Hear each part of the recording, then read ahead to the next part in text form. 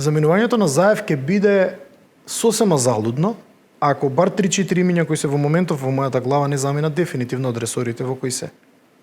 Никогаш нема. Повеќе алудирате на луѓето од СДСМ или на ДУИ?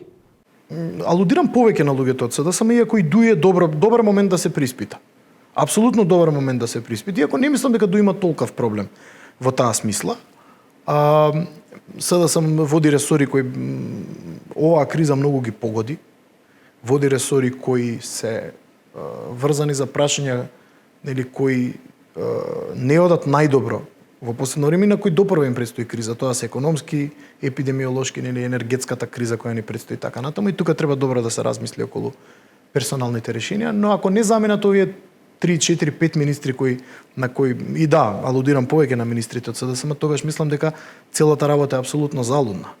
Заев можеше и само нив да ги смени, меѓутоа така ги се компрометираше позицијата во партијата. Вака можеби најдобро за сите, си заминува тој, со него заминува и пола влада, како што тој најави, но да видиме кои ќе бидат тие имиња. И кога ќе видиме кои се тие имиња и како ќе функционираат, особено кој ќе биде мандатар, подоцна можеби премиер, ќе видиме и дали таа политичка гарнитура ќе има тежината да ја издржи, да го издржи притисокот на ситуацијата во која се наоѓа. Така да на човек никој да не му посака да биде власт во ваква ситуација. Можеби е помудро оваа зима некој да го помине во опозиција толку на власт, така да и во таа смисла не ми беше јасно и брзањето на Мицковски да побрзо дојде, нели?